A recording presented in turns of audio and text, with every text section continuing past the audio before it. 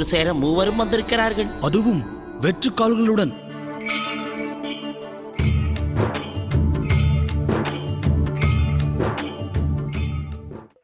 ஒருவேளை இந்த நந்தி இவர்களை அந்த சமாச்சாரத்திற்காக அழைத்திருப்பாரோ என்னவோ.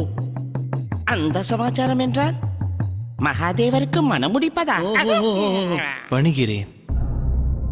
தம் மூவரையும் ஒரு சேர காண்பது பெரும் பேறு. இச்சமயம் தாம் ஏதோ ஒரு நற்செய்தியோடு கைலாயம் வந்திருப்பதாக இந்த அடியவனுக்கு தோன்றுகிறது. ஆம் நந்தி, செய்தி சுபமானதுதான். செவிமடுத்தால் நீயும் பேரானந்தம் கொள்வாய். கூறுங்கள் மகரிஷி. ஈசனுக்கு அழைப்போடு வந்துள்ளேன். தாம் அறியாதது ஏதுமல்ல. ஐயன் எவ்வித அழைப்பையும் ஏற்பது வழக்கம் அல்லவே. நன்கு அறிவோம். எனினும் ஒன்றிணைந்து வர காரணம் அழைப்பை ஏற்கும்படி அவரை வேண்டத்தான். ஏனெனில் இவ்வழைப்பு பிரஜாபதி தக்ஷன் விடுத்தது. மகாராஜா தக்ஷர் மகாசபை ஆலோசனையை கூட்ட நிர்ணயித்திருக்கிறார். அவ்வாலோசனையில் ஈசனின் பங்கேற்பையும் விரும்புகிறார். உண்மையாகவா? எனில் பிரஜாபதி ஈசனுடன் சமாதான உறவை நாடுவதாக அர்த்தம் செய்து கொள்வது உகந்ததா? ஈசனை தரிசிக்க அனுமதி இல்லையா? இல்லாமல் என்ன? உடன் சென்று தம் மூவரின் வருகையை அவருக்கு அறிவிக்கிறேன்.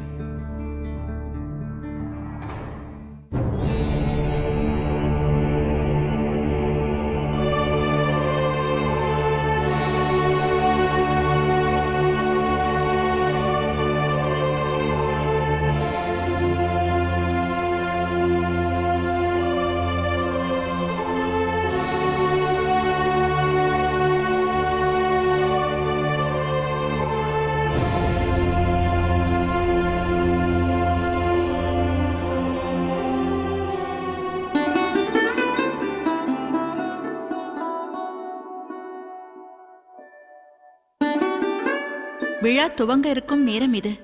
வண்ணங்களின் விழா.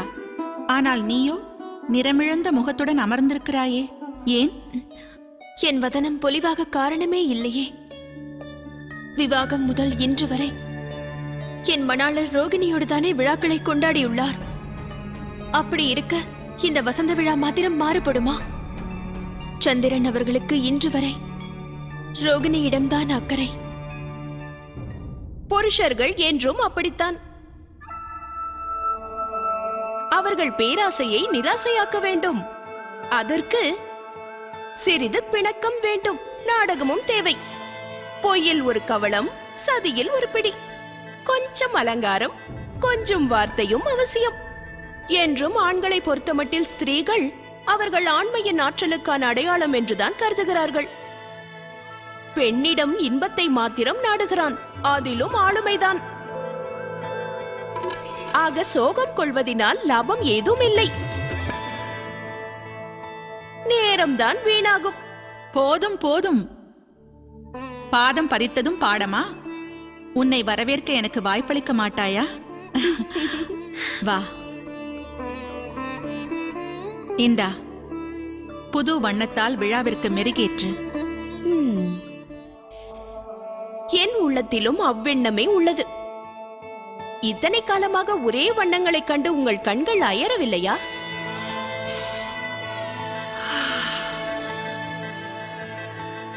இந்த வசந்த விழாவினில் ஏதேனும் புதுமை அவசியம்தான் இல்லையா சதி? என்ன? சரி. எனில் உருவாக்குவோம் ஒரு காதல் வண்ணம்.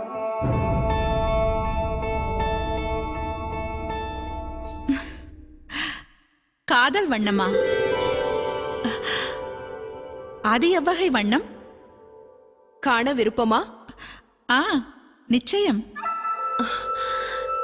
சதி, என்னுடன் நீயும் வருவாயா? வண்ண மேலாளர் இல்லம் செல்வோம். காதல் வண்ணத்தை உருவாக்கி தரவும் கேட்போம். அவசியம் செல்வோம்.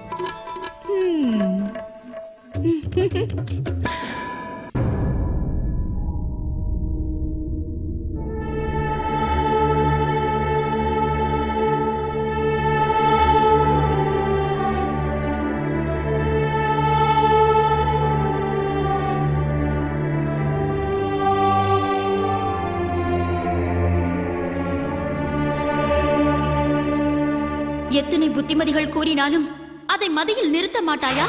அந்த சரபேஸ்வரன் உன்னை தன் சதிக்கு ஒரு சாதனமாக பயன்படுத்துகிறார். ஏன் சத்தியத்தை ஏற்க மறுக்கிறாய் சதி? நிகழ்பவை அனைத்தும் ஒரு சதியின் அங்கம். நம் தந்தைக்கு எதிரான அதர்ம போரில் ஆயுதமாக்குகிறார்.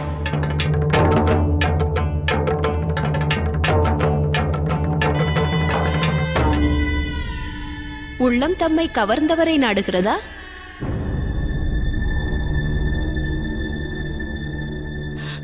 ஏன் இந்த வேடிக்கை பேச்சு? அவ்வாறு ஏதும் இல்லை. கூற விருப்பமில்லையா? யார் அவர்? எவர்? அவர்தான் உன் விழிகளில் ஒளியாக தெரிபவர்,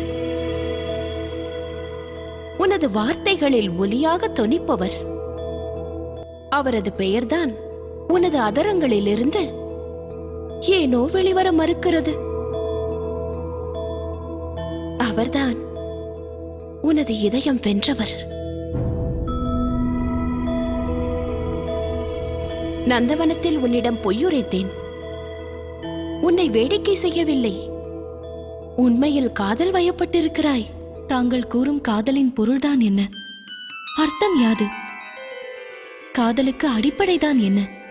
காதலுக்கு அடிப்படையை உணர்ந்தவர் எவ்வுலகிலும் இல்லை. எனினும் காதல் ஏற்பட்டால்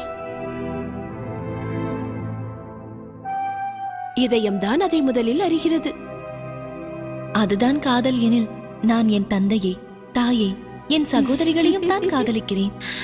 அறியாதவளாக அரிதாரம் வேண்டாம். நான் கூறுவது அக்காதலை அல்ல. கட்டிளம் காளையோடு கொள்ளும் காதல். இல்லை மாதங்கி, நான் புதிர்களில் அத்தகைய வல்லவள் அல்ல. தாம் கூறும் காதலிலும் நான் கூறும் காதலிலும் அப்படி என்ன வேறுபாடுகள் உள்ளன? வேறுபாடு உண்டு சத்தி. நீ குறிப்பிட்ட அந்த காதலில் எல்லைகள் இதயத்திலிருந்து விரிந்து உணர்வுகளோடு முடிவடைந்து விடுகின்றன. எனினும் நான் குறிப்பிடும் காதலானது மனதில் நின்று பெருக துவங்கி சரீரத்தையும் கடக்கக்கூடியது. அதுவே உன் சிந்தனைக்கு, உனது பெண்மைக்கு புதியதொரு வாழ்விற்கு அஸ்திவாரம் அமைக்கும்.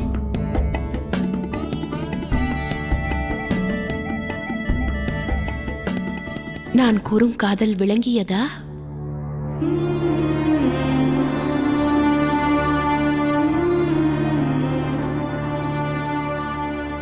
அதை நீ ஏற்றாலும் மறுத்தாலும் என்றேனும் உன் ஆழ் மனது அதை ஏற்கும் கட்டாயத்திற்கு உன்னை உள்ளாக்கும்.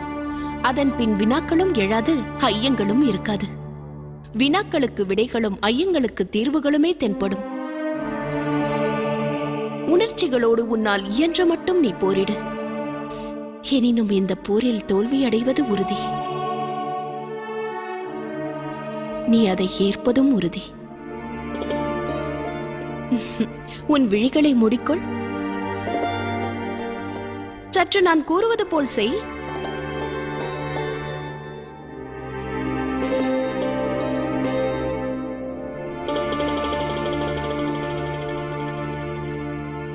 உள்ளதை உள்ளபடி கூறு. விழிக்குள் தெரிவது யார்? எவரின் பிரதிபிம்பம் பிரம்மாண்டமாய் எழுகிறது?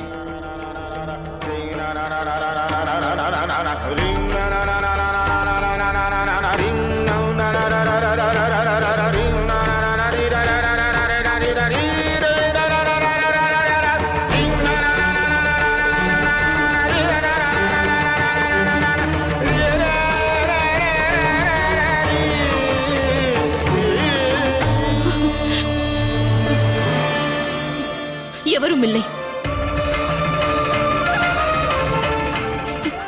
எவ்வுருவமும் இல்லை. எவரிடமும் எனக்கு காதல் இல்லை. என் இதயத்தில் யாருக்கும் இடமில்லை.